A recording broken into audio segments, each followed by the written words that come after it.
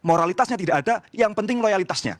Bu Nani itu kalau kita ngomong kompetensi, kompetensinya apa? Oke, seberapa kompeten ketua BGN yang baru? Gimana cara kita melihat kompetensi? Apa memang harus nunggu beliau bekerja gitu? Atau sebenarnya cukup dari track recordnya selama ini aja?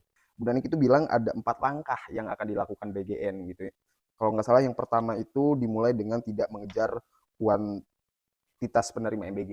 Nah, terus juga ada moratorium SPPG yang baru sama fokus ke daerah 3T. Oh ya, sama satu lagi fokus kepada kelompok 3B, Bumil, Busui, sama Balita. Tujuan dari langkah-langkah itu kan sebenarnya adalah memperbaiki desain kelembagaan dan ya itu benar gitu. Karena bagaimanapun MBG itu kecepatan gitu gedenya. Jadi jangan lagi kita fokus pada kuantitas. Jadi hentikan dulu SPPG yang baru, terus juga persempit sasarannya dan fokus pada kelompok prioritas. Tapi ada tapinya di sini nih. Karena kalau masalahnya itu hanya jual beli SPPG, ya langkahnya Bu Nanik emang benar gitu. Emang mesti ada koreksi gitu untuk ekspansi yang selama ini dilakukan. Yang memang ya terlalu dipaksakan gitu. Tapi temuan Kejagung itu juga penting untuk dicatat. Karena ada dugaan kalau nggak salah keterlibatan pihak yayasan yang terafiliasi dengan para tersangka gitu. Nah, terus juga dugaan apa ya? Penyalahgunaan insentif operasional dapur MBG sampai dugaan penggelembungan anggaran pengadaan barang. Nah, artinya masalah yang terjadi di BGN itu ya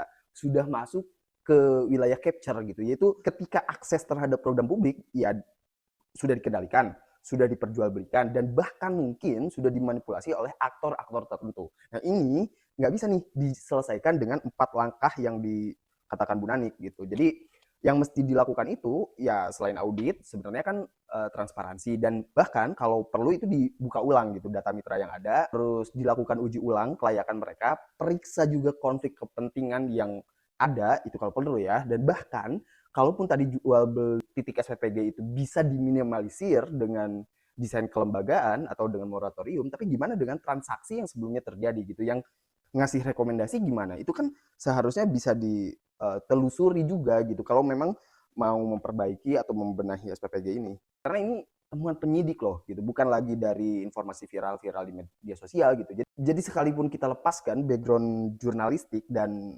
warisan moralitasnya Bu Nanik sebelumnya, ya sebenarnya saya masih tidak menemukan optimisme dari beliau ini gitu. Bazar mungkin akan bilang kalau ya butuh waktu lah gitu. Masalahnya itu lebih keliru lagi. Orang masalahnya jelas.